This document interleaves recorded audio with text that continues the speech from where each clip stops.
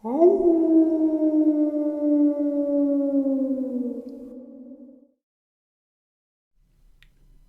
greetings and salutations, everyone. I hope everyone is doing well today. This is a video I thought I'd never make. One that, well, shows you and myself that, well, things aren't really how they want us to believe they are.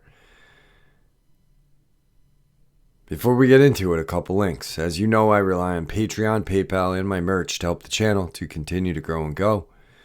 The links to Patreon and PayPal are in the description below, my merch displayed directly under the video. Also, Dogman Frightening Encounters Volume 1, 2, and 3, the audiobook versions. They were written and researched by Tom Lyons, narrated and produced by me, Jeffrey Nadolny. Those audiobooks are available on Audible, Amazon, and iTunes, the links to which are also in the description as well.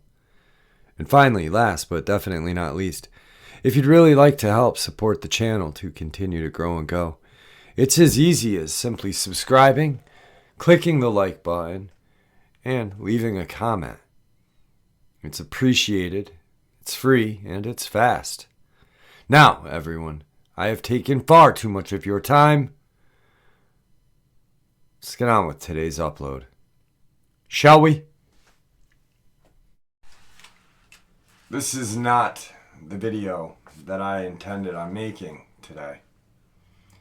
I actually contacted a friend of mine after I received a very strange email last night and talked to them for a good 2 hours about the email, about what I have planned, about what I've been doing. This person is not in a YouTube community.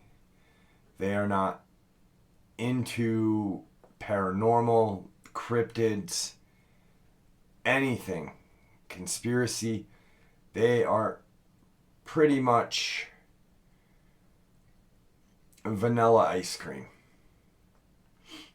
And I love this person because I've known this person for practically my entire life. And I shared with them the email. And he said, "Bro, what are you gonna do?" And I said, "I don't know. I've got plans for what I want to do. I've got ideas for how I want to approach this plan." Prior to the email, I'm saying.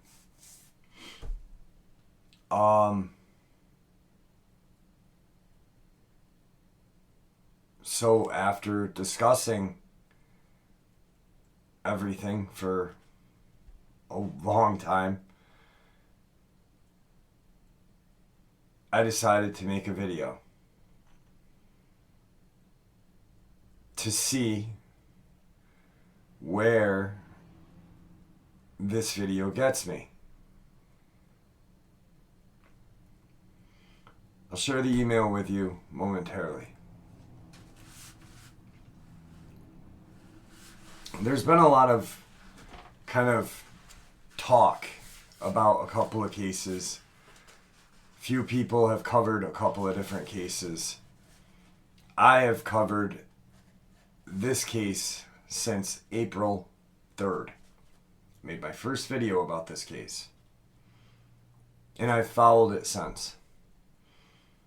I've contacted the police department. I've talked with different people from 2 different departments. I've had people that have went to that location 2 different times. And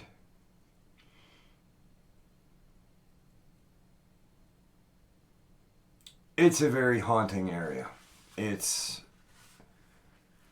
a place that really needs to be looked at by some sort of not even governmental, maybe, citizen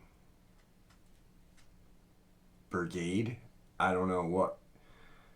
I think that I'd like to start some sort of, citizens research, citizens investigative kind of team, and have them and myself go and look at these areas and really look at what I want to know, what kind of leaves me questioning things.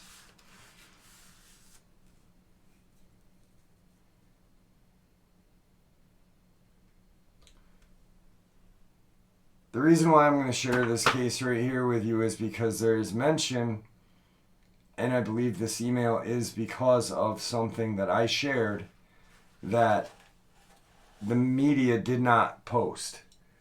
When I investigate or research these attacks, I go deep. I don't sit at my kitchen table with a notebook and a pencil scribbling notes.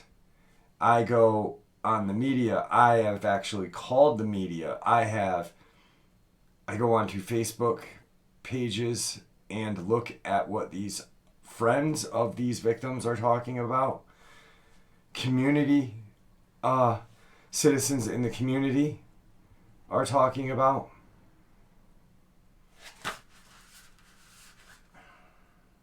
This case is so screwed up that I believe 100% they tried to frame an innocent man and ruin his life and possibly murder him.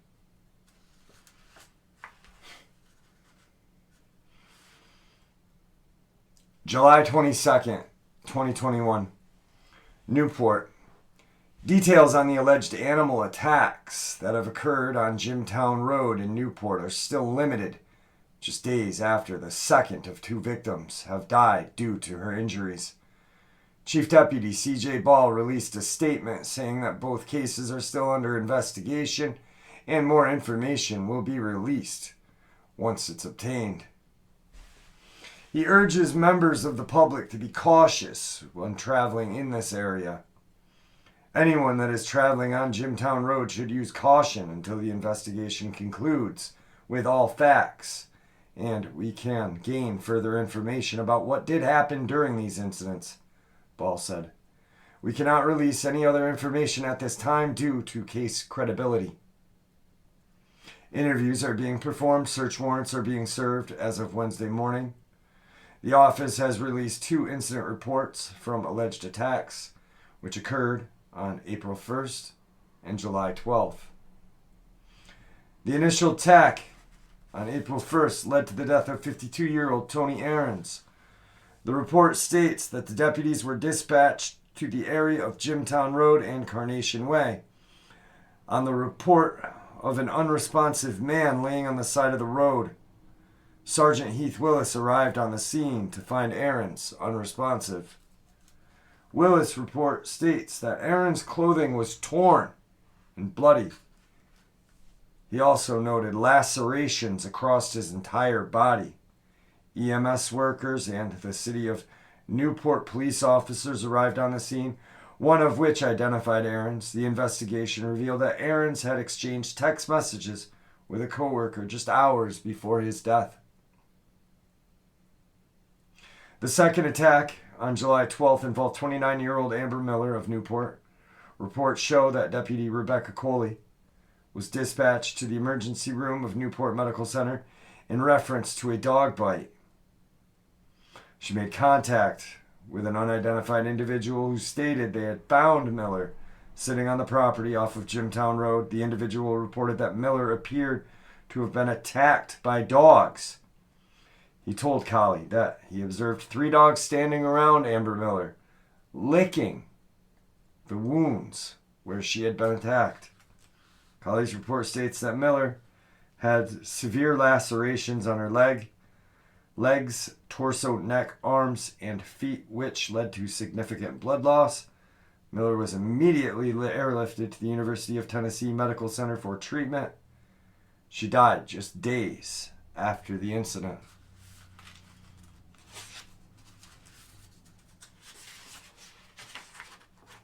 Many details from these reports are not published due to the graphic nature of the incidents.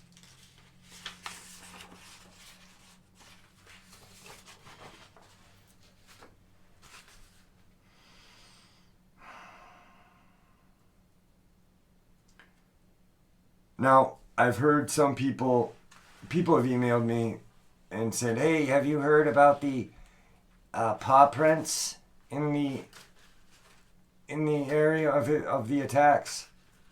Yeah, I did. You want to know why? Because on August 3rd, it was in the media.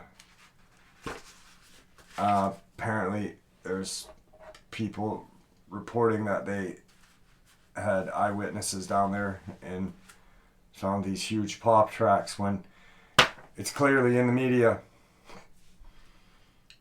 I am really messed up right now because of this email, and I am just at my gut hurts, and I am poking the bear tonight. I don't give a crap. I'm making this video because I want to see. That's why I said possibly an innocent man was almost murdered. And we'll talk about Charles Owensby shortly. The body of Newport Man, August 3rd, 2021, updated February 10th, 2022, Newport, Tennessee. The body of Newport Man found dead on April 1st bore all of the signs of an animal attack, an autopsy report states. An animal, apparently a dog, had bitten, clawed, and torn at Aarons before death, the autopsy by the Regional Forensic Center in Knoxville showed. Scene evidence revealed scattered clothing, paw marks in the soft dirt, scattered blood on the ground, which were consistent with an animal attack. WBIR obtained a copy of that report Tuesday. Aarons was found dead about 12:40 a.m. April 1st in the yard of a home near Carnation Way and Jimtown Road, according to records. That's near where Charles E. Owensby, 69, lives. Owensby, a dog owner and trainer, reported finding Aarons' body, according to the incident report. Aarons is the first of two people who appeared to be a victim of an animal attack in the area. On July 12th, authorities reported that a badly injured 29-year-old Amber Miller had been found in the same general area screaming for help, with dogs standing near her. Miller died of her injuries. An autopsy report showed that she had extensive dog bite injuries, with many of them found on her arms and legs.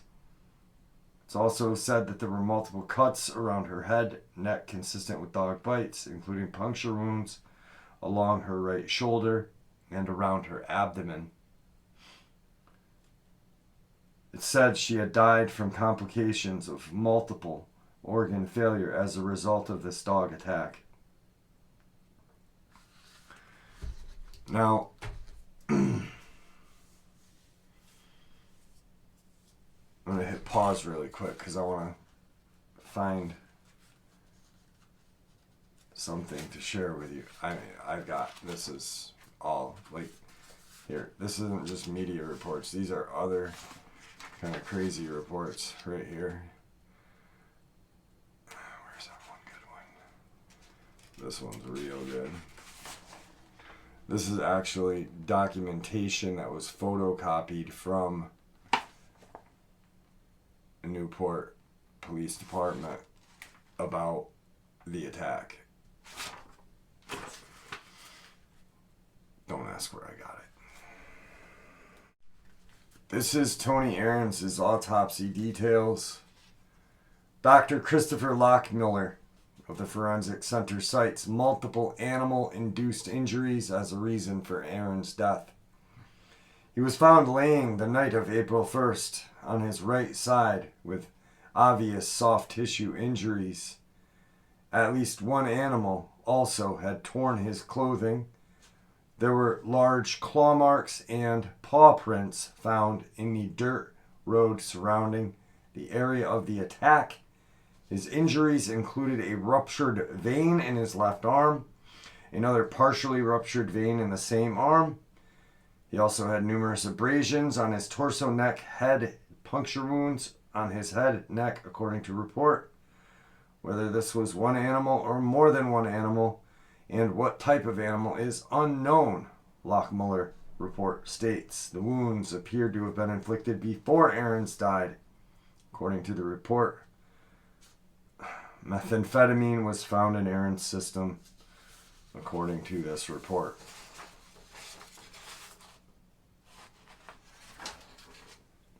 This is the original, one of the third day Aaron's body, Tony Aaron's body, was found. This is that news article. And you heard how the autopsy was described. Here's this. Cott County authorities released preliminary details regarding a body found on April 1st near the intersection of Jimtown Road and Carnation Way on April 1st. Charles Owensby of Carnation Way told Deputy Sergeant Heath Willis he found a male body near his mailbox at 12:40 a.m. Sergeant Willis said the body has been identified as Tony Allen Aarons, 52, of Loves Park, Illinois, which is just right outside of Chicago. It's part of Chicago. The body appeared to have been partially devoured by an animal. What?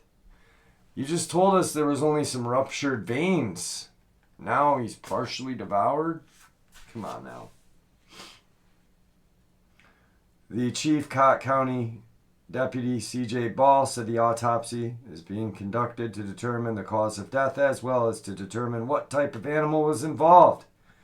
Newport Patrol Officer Jesse Burgess recognized the victim as Aarons. The investigators said they located an individual who had talked to the victim at 9:30 prior to the body being found. So,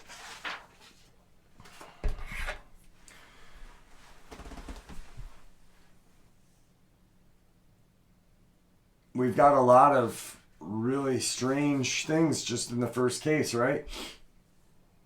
He's messed up bad. I don't care how the media put it. The media put it in a way that we know he's messed up. You don't have ruptured veins in your arms. You're not pretty much torn apart. You're not partially devoured. And here's something I want you to really think about. And I've looked into this about all of these attacks. If this was a dog attack, all right? There's been numerous dog attacks all throughout since I've been covering these. I think there was one, this woman out in Houston was attacked by a couple of pit bulls. DNA evidence was found on the dog's mouth, on the woman's body, case closed, dog attack. But where she was bitten is very specific to a dog attack. Her arms, her legs, all right? Whatever attacked Amber Miller and Tony Aarons was looking for a meal. They were going through the soft tissue area. Now, I've said it a zillion times that I learn more from you guys than you guys learn from me. You guys learn more from each other than you learn from me. I just share this stuff with you, all right? I learned something from the gentleman who was attacked in his campground in Pennsylvania, Delaware, where he had shot the Dogman and blew its face off.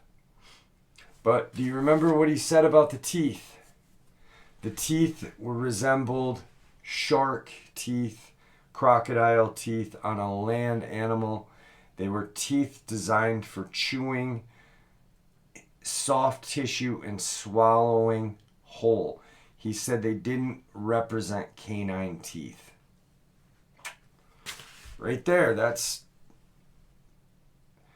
And then, but that statement right there, you know what that statement just did? That statement brought me to Oklahoma to think about Anita Mears and how the stab wounds, but they were dog bites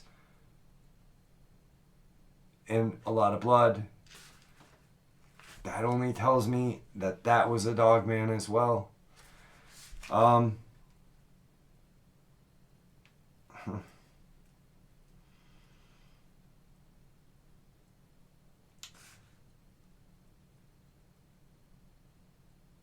So, on July 12th, Amber Miller was found. And the media went crazy. Everybody went crazy. Why? Because you've got two bodies, two attacks in the same general area. Carnation Way, Jimtown Road. What did I do? I went onto Facebook and started looking at people who were talking about these cases. Not referring to anything, like I wasn't on like a cryptid site or anything like that. I went looking at actual discussions about these attacks in these people's hometowns. So I was like in Cott County, in Newport, Facebook, Newport, Tennessee Facebook page, Cott County, Tennessee Facebook page. And then you got to look at these people who are typing, follow their page to somewhere and read what they're saying. And there was a lady who said, this is not the second attack, as Amber Miller was called the second attack. This is the third. There was a third attack. The person did not die, and it didn't hit the news. Why didn't it hit the news? I looked into that. I couldn't find much, but I watched how the conversation rolled out, and to me, what was said seemed really legitimate. Why is someone going to make up that there was a case where they live here? Let's make up a case and get everybody really scared. No. What happened was there was an attack. And it was covered up very quickly. And then Amber Miller was attacked. And they were like, hit the brakes.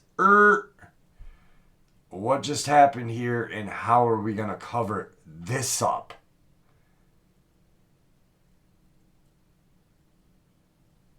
And I'll show you how they did. Okay, so we've discussed the strange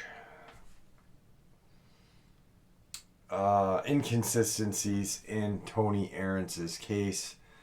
The case files, you've got a lot of just different. It's the same way with Amber Miller. Now, Amber Miller was... This is very strange. Just everything about this whole case. There are so many. Just... In this, I can see why I got this email, but I am just... My stomach is churning out of not fear, but just anger because of this email. Aaron's case over here. We've already discussed it. Amber Miller. Now I'm going to talk about how her attack wounds were. All right.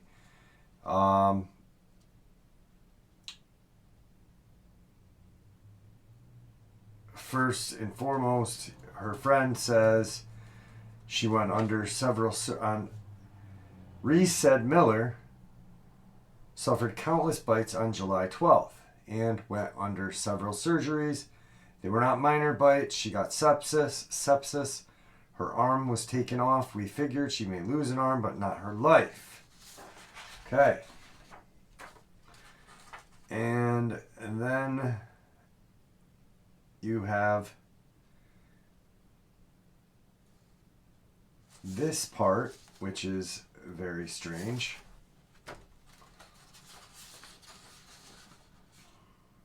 This is very strange right here. Because this is the only article that you hear about this. One of the men that found Amber Miller told WVLT News that she was trying to hold herself up leaning against a tree in the yard, yelling for help, and was naked with cuts all over her body. Cuts. Okay. And then we have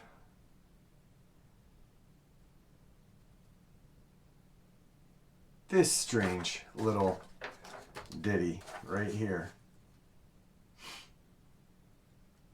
which describes how bad she was really hurt. According to the medical personnel who tried to save Amber Miller's life, her calf was ripped off, both of her arms barely attached to her body. There were injuries surrounding her abdomen, head, face, neck, and shoulders. That's more than cuts. Now,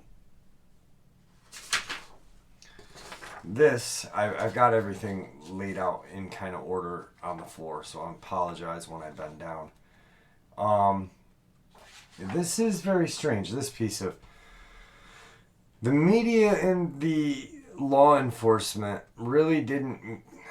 They couldn't kind of cross their T's, dot their I's together. I think because there was two different law enforcement agencies involved. I think because Cott County Sheriffs and Newport City Police. But listen to this.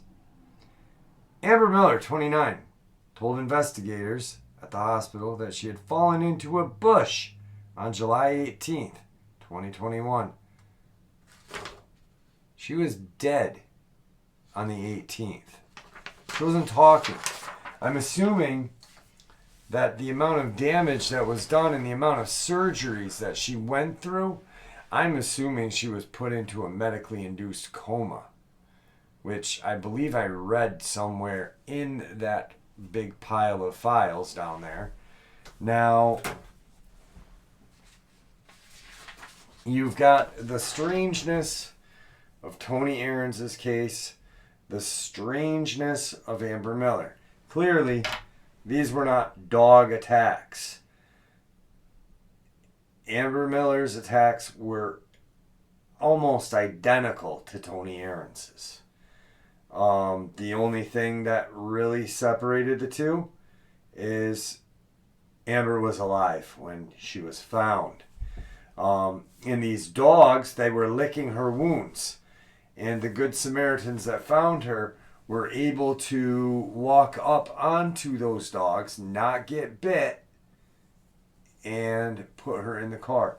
Now, if these were the dogs that were attacking her, just like with Tony Aarons when he was partially devoured, his stomach area, the soft organ tissue, if these were the dogs that were responsible for that, they would not let their dinner go.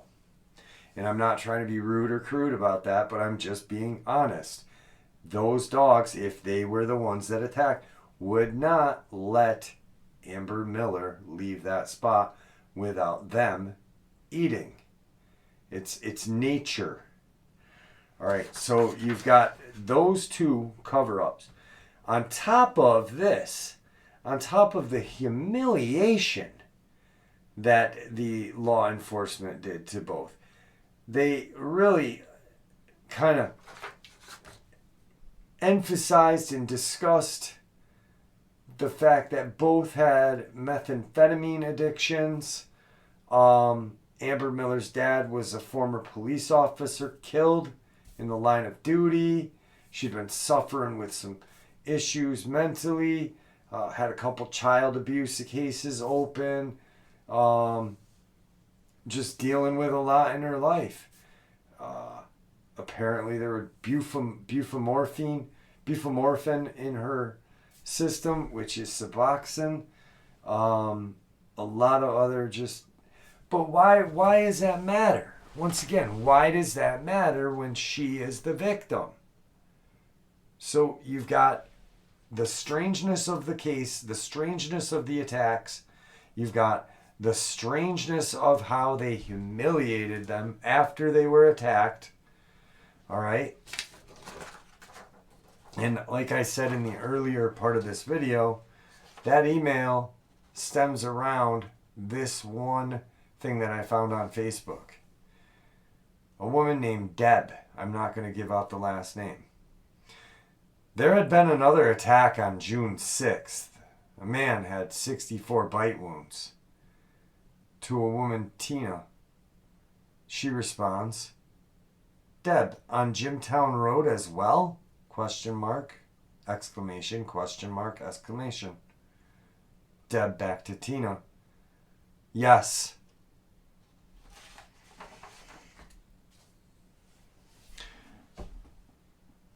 So you've got 3 cases.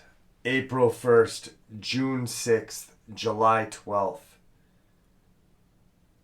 If, and this is a big if the law enforcement did their job properly on April 1st through up until June 6th, would there be another attack if they really did their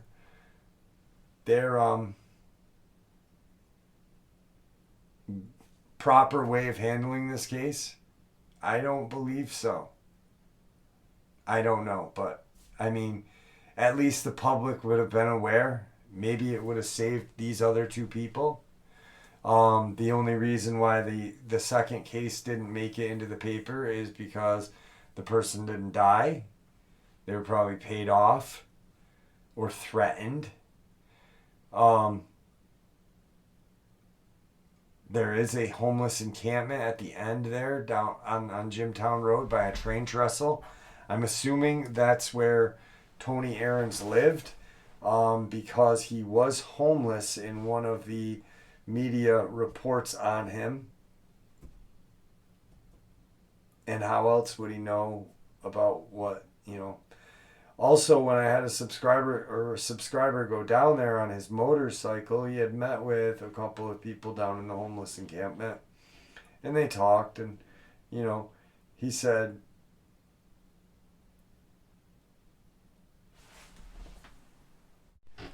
to my subscriber, as he was leaving on his motorcycle, hey, be careful going up the road. These things will come out of the woods and take you off of your bike. You're not safe. Get out of here before it's dark.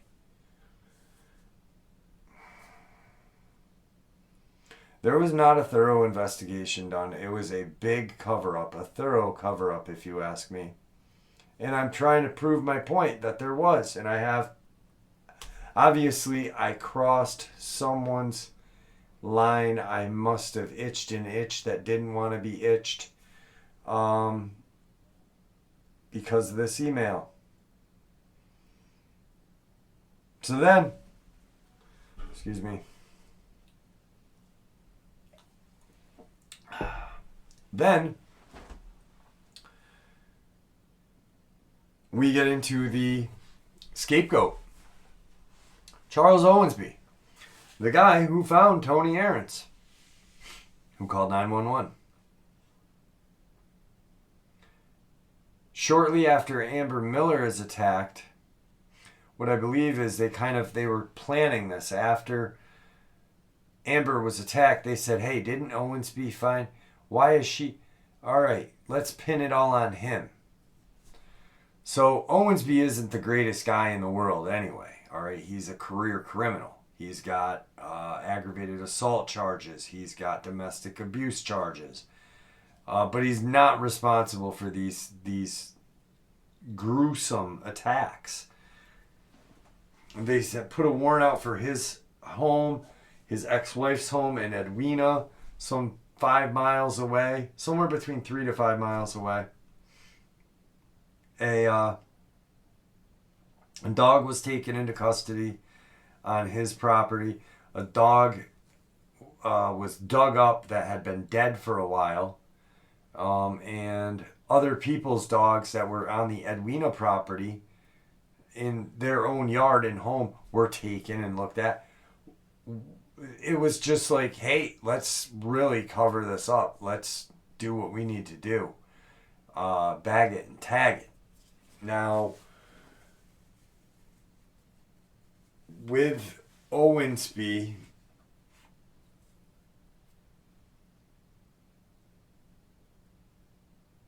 he was arrested after that warrant for marijuana. We don't know how much, somewhere between a half ounce to a quarter pound. He was released on $1,000 bail. Shortly after that, he was complaining about how town vehicles and other vehicles were harassing him. Then one night, his trailer was shot at. There's a bullet hole in his trailer where he would be sleeping if he was there. For some reason, he wasn't. But for some reason, whoever shot knew what his layout of his trailer was. Can only be one person, the law, trying to set him up, trying to get him murdered. Then he goes and files a suit.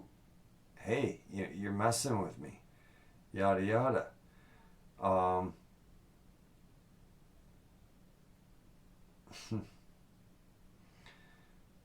The case is just too strange to even... You've got just too much. Cover up on Owensby. So he's released on $1,000 bond. I'm literally, my brain is fried because of this god-darn email. Then he's arrested for filing false claims against the police or whatever. Not against the police, but filing false statements. They said that the bullet hole was old because they couldn't find a casing. Well, a revolver, you're not going to find a casing. And if it's a pro shooter or a police officer who really knows and takes care of their job and, really is going to pick up after themselves. Not a hard detail.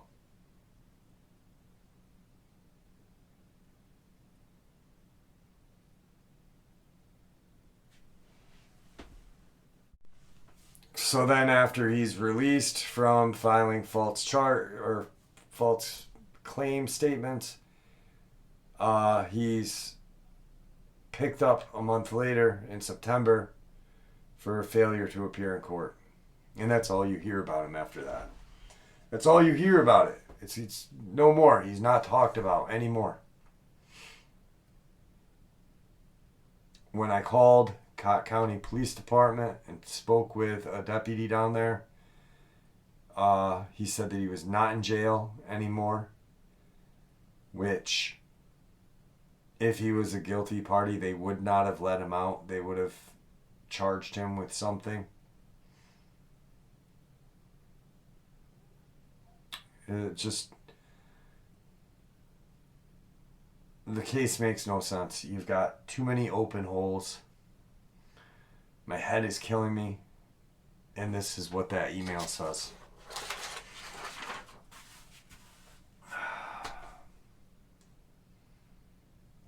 Give me 1 second. All right. I guess I crossed some lines.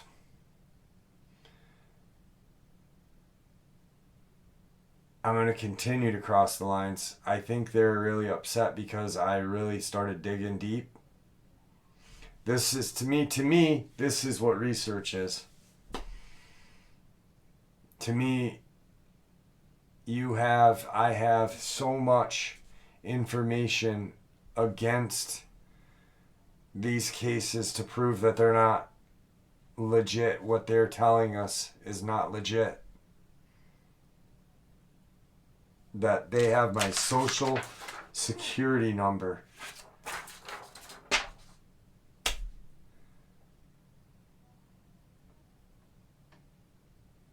I don't know what. I don't know. I'm not going to stop. I'm going to keep digging. But all because this sheet of paper where Deb and Tina discuss a second case between Tony Aarons and Amber Miller.